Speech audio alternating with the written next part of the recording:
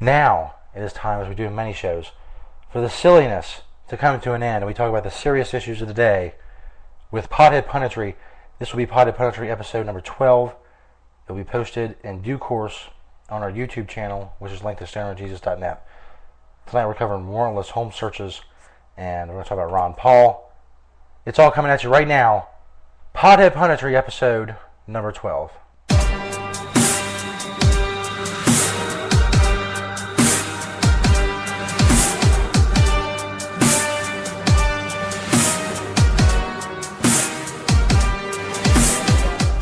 Our nation stands on the brink. Every day brings new federal encroachments that take our freedoms and strangle our will. There comes a time when the silliness must take a back seat to the serious issues of the day. The time is now. It's time to fight back and reclaim the freedom that is rightfully ours. It is time to discuss the serious issues of the day with Stoner Jesus' Pothead Punditry.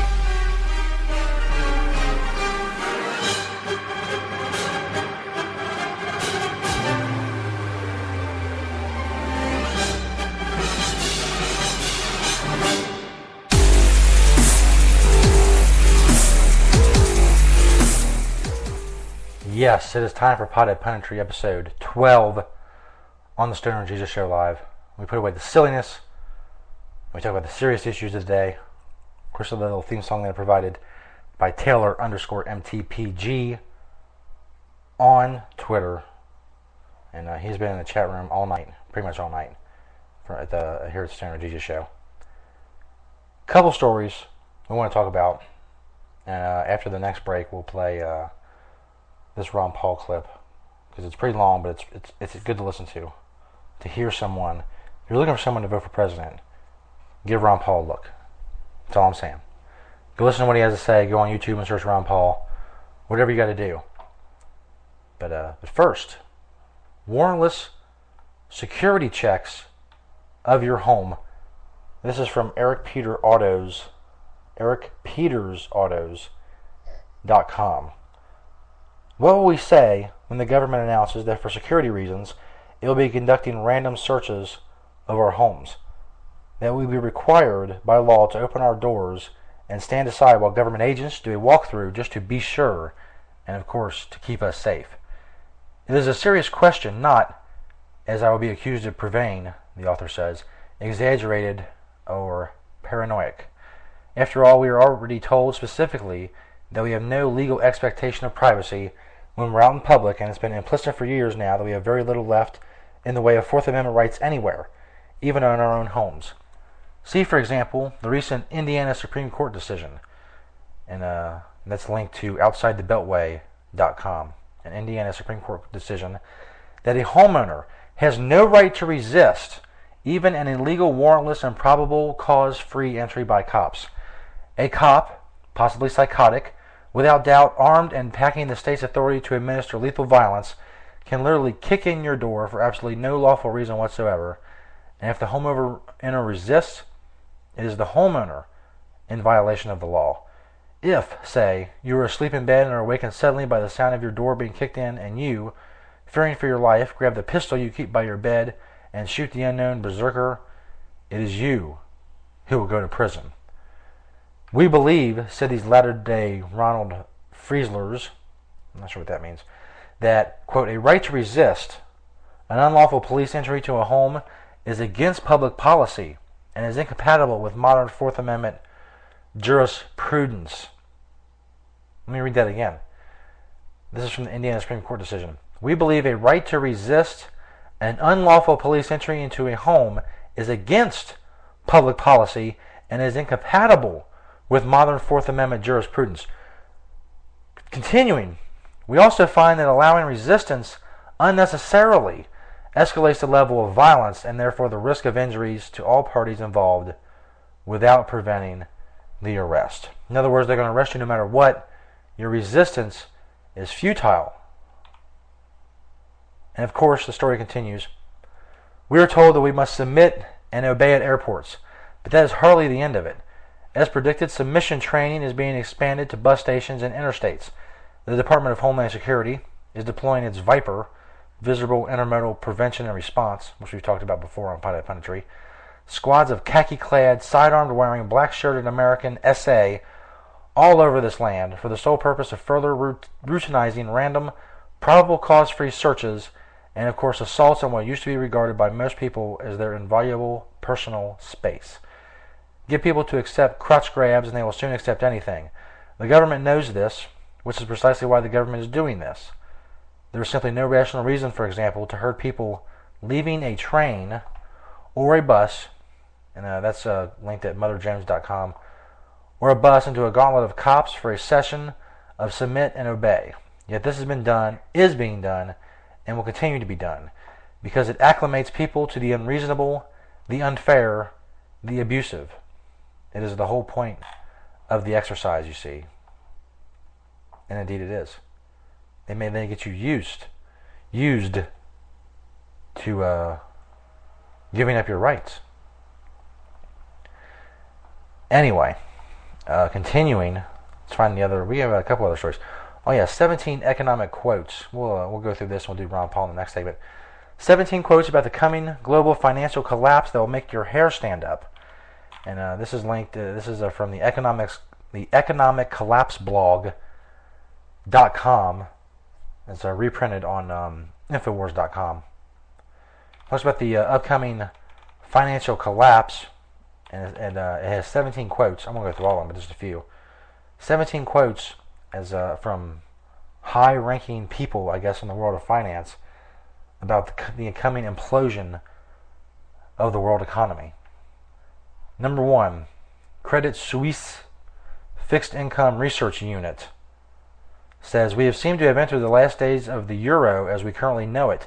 That doesn't make a breakup very likely, but it does mean some extraordinary things will almost certainly need to happen, probably by mid-January, to prevent the progressive closure of all the Eurozone sovereign bond markets, potentially accompanied by escalating runs on even the strongest banks. Number 2, William Boutier, his video is linked at Bloomberg.com there, chief economist at Citigroup, said time is running out fast. I think we have maybe a few months. It could be weeks, it could be days, before there is a material risk of a fundamentally unnecessary default by a country like Spain or Italy, which would be a financial catastrophe, dragging the European banking system and North America with it. Jim Reed of Deutsche Bank said, if you don't think Merkel's tone will change, Merkel is the Chancellor of Germany, will change, then our investment advice is to dig a hole in the ground and hide. David Rosenberg, a senior economist at Gluskin Sheff in Toronto, said lenders are finding it difficult to finance their day-to-day operations with short-term funding. This is a lot like 2008, but with more twists. Number 5, Kristen Strack, and their name is linked to NewYorkTimes.com, the head of credit research for PIMCO, said that it's just a repeat of what we saw in 2008 when everyone wanted to see toxic assets off the bank's balance sheets. Paul Krugman of the New York Times said, at this point, I'd guess soaring rates on Italian debt leading to a gigantic bank run, both because of solvency fears about Italian banks given a default and because of fear that Italy will end up leaving the euro. This then leads to emergency bank closing, and once that happens, a decision to drop the euro and install the new lira. Next stop, France.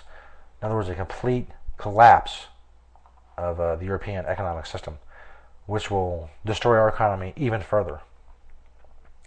Let me see how much time I got left here. Okay.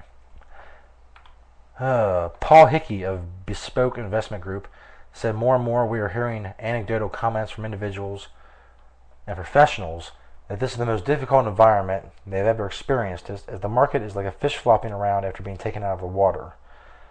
Let's see, go down here a little bit. Dan Akerson, CEO of General Motors, said the '08 recession, which was a credit bubble that manifested itself through primarily the real estate market, that was a serious stress. This is much more serious.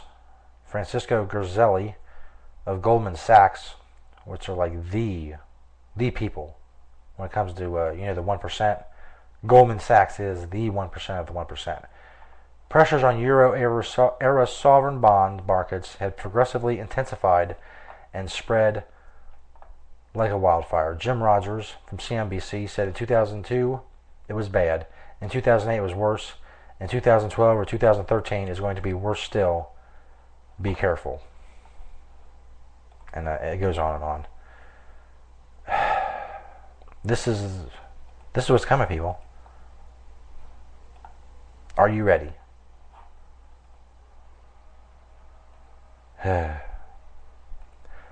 Taylor is leaving the chat room. Peace out, Taylor. Thanks for being here. It's very awesome of you. And go back and listen to the podcast of the show, everybody. Hear Taylor's new song. That's pretty cool. We're gonna have Ron Paul coming up in the next segment, including his Face the Nation appearance. So that's pretty cool. This is the Stoner Jesus Show Live, podcast number 81. We were doing Pothead Punditry, episode number 12. We talked about warrantless searches and the coming economic collapse. As I said, we're going to talk about Ron Paul and his poll numbers. The Republican debate was earlier tonight, and I'm not sure how he did, but he trended a lot on Twitter. So apparently he got a lot more time than he usually does, which is a good thing. There's very few ways we're going to pull back from the brink of what we're about to come into. And hopefully we can do our small little part here on the show to bring that to your attention. Because not a lot of people are going to. You know, we do silly shit, and we did a lot of it tonight.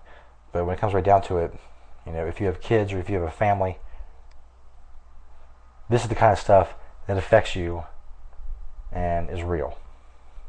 So, anyway, as I said, this is the Stoner Jesus Show Live, podcast number 81 for stonerjesus.net. We'll do a little commercial here for the Stoner Jesus Show, and we'll be back on Pothead Punditry, with Pothead Punditry, episode number 12 on the Stoner Jesus Show. So, okay. Like I said, Ron Paul's coming up, so that'll be awesome. So we'll be back after this. Stay tuned.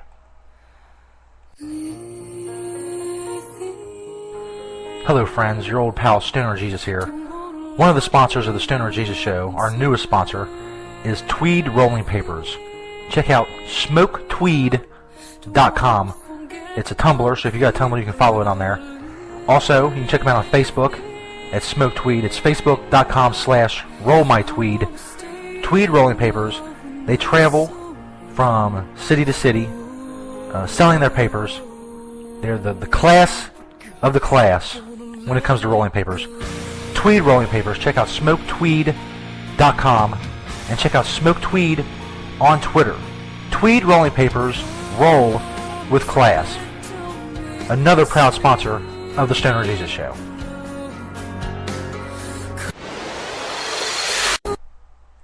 And welcome back, everybody. Stoner Jesus Show Live, podcast number 81.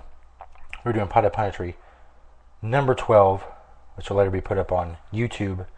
So thank you for listening on YouTube, and also if you're listening to the podcast, wherever you may find it, stonerjesus.net or iTunes or on the Android app, any of that stuff. Thank you for listening. Like I said, Ron Paul has been inching up in the polls, and this is a story from Infowars.com. In addition to the Revolution PAC Commission poll revealing Ron Paul's strongest placement in Iowa prior to the caucuses, other polls placed the Texas Republican in a tight race for the nomination. A Bloomberg News poll shows Ron Paul locked in a four-way statistical tie for first place among Iowa Republicans. 20% for Herman Cain, 19% for Paul, 18% for Mitt Romney, and 17% for Newt Gingrich.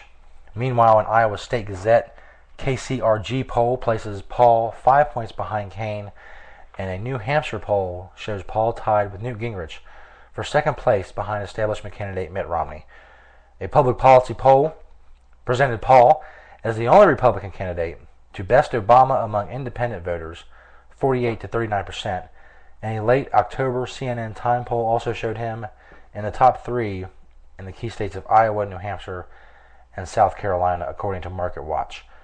Ron Paul's support has remained remarkably consistent, considering the fact nearly all the other candidates have endured fluctuation in their support. Romney, Cain, Gingrich, and Perry all scored low in this summer's Iowa straw poll. Pawlenty and Santorum ranked higher, but are not even considered serious contenders 4 months later. Of course, Pawlenty dropped out. Ron Paul came in second, trailing Michelle Bachmann-Meyerbeer 157 votes. Out of nearly 17,000 votes recorded. Like Pawlenty and Santorum, Bachmann is no longer considered a serious candidate. And it goes on to talk about his consistency and whether or not he can win the nomination and how little time he's been getting in the debates. Like I said, it sounds like tonight that he got pretty good time. Hopefully. See, Stoner, Ryan Dunn asked in the chat room what happened to Schizo. She's still recovering from the last episode. Stoner, Schizo, and the Vampire Raven have returned to their abode across the river in Ohio. So it's just me and St. Peter. St. Peter's been napping for about 40 minutes. That's what he does. So, especially when we're talking about politics.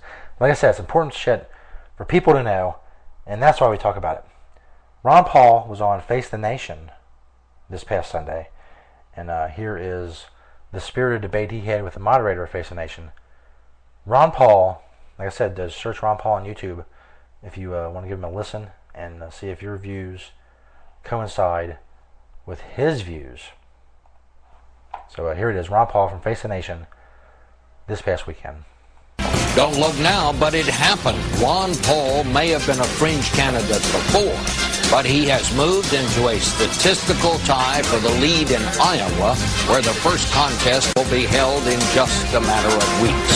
Is he surprised? Not so much. I think we've been there a long time. I think they've been in denial.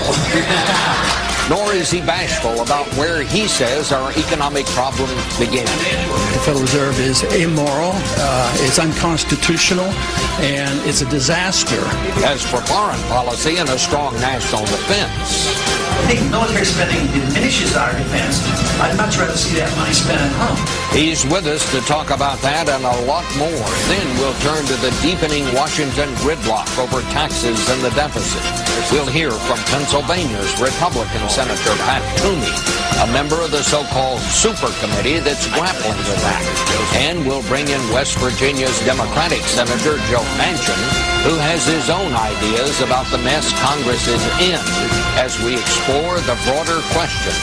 Is all this the reason that Paris Hilton, according to some polls, is now more popular than Congress? This is Face the Nation.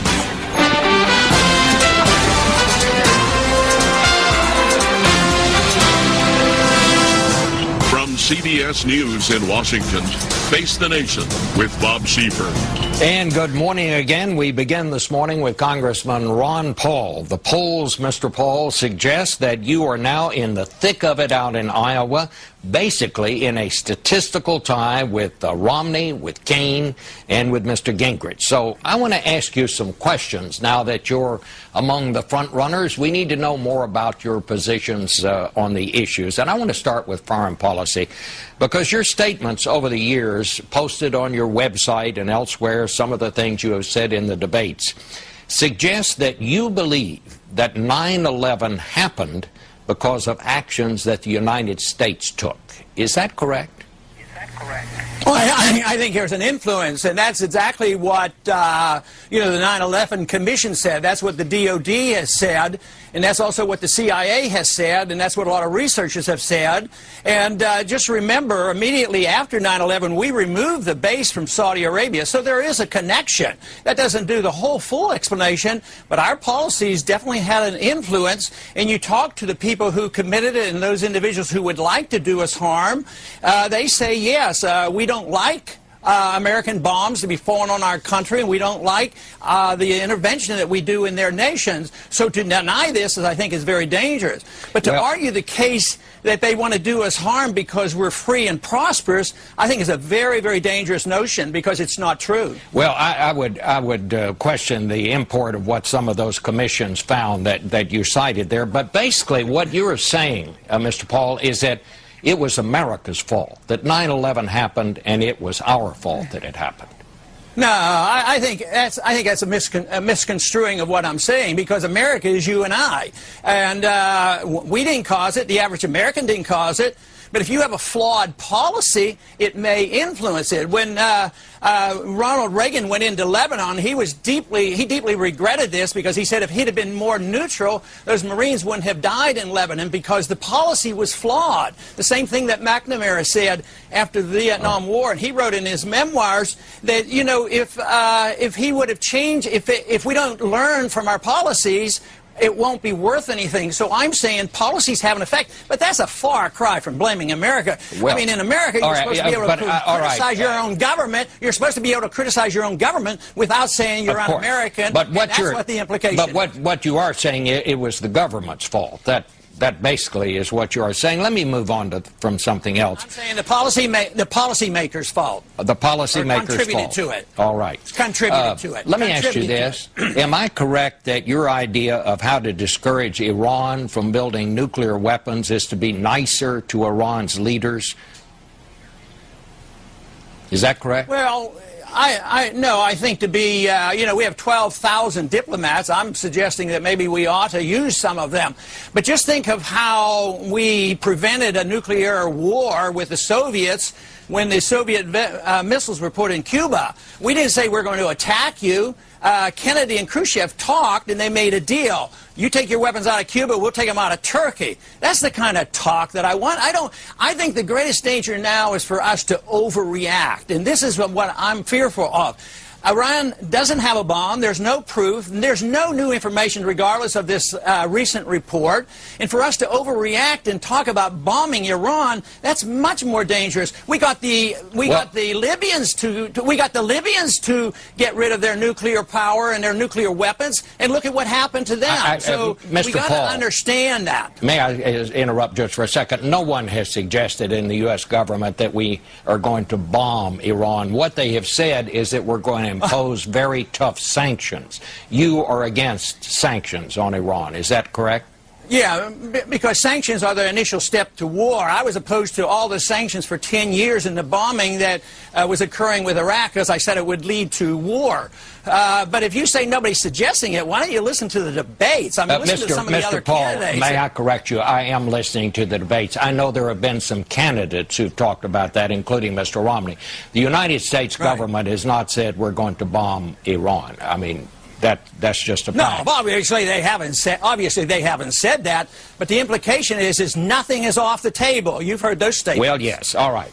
Let's move on then. Do you think there is any place in the world where United States forces should be stationed? You've talked about bringing them home from Afghanistan, from Iraq. Is there any place where you think it helps us to have U.S. forces stationed? No, other than the fact that I think a submarine is a very worthwhile weapon, and I believe we can defend ourselves with submarines and all our troops back at home. This whole idea that we have to be in 130 countries and 900 bases, now they've just invented a weapon that can hit any spot in the world in 1 hour. So what's this idea? This is old-fashioned idea that you have to keep troops on 900 bases around the world. It makes no sense at all. Besides, we're bankrupt. We can't afford it anymore. So you would, if you were president, you'd bring home the troops from Japan, you'd bring home the troops from South Korea? You would? Okay. Absolutely, and the people are with me on that, because we can't afford it. It would save us a lot of money. All those troops would spend their money here at home, and besides, those troops overseas aggravate our enemies, motivate our enemies. I think it's a danger to our national defense, and we could save a lot of money cutting out the military expenditures that contribute nothing to our defense. All right, let me ask you about some domestic things. Your plan to get the country back on a firm financial footing is to close, including, among other things, the Department of Education, the Department of Energy, Commerce, Interior, Housing and Urban Development. You would cut back the federal workforce by 10%. You've also suggested we should close FEMA, which is the Emergency Management Agency. I have to ask you this. What do you do about all the things that those agencies control, run, supervise? For example, what happens to the national parks if you close the Department of the Interior? Do we just let them go by the by, or what? No way. And the program deals with this. There's transition funds, but we would like to see a lot of land sold off, but we're not going to just ignore the parks. No, not at all. I mean, the money isn't there. These are departments that are doing too much. The American people are sick and tired of our educational system. Just think of how we've been involved and give out loans, and we educate students. Stoner Jesus Show Live, podcast number 81 for Stoner.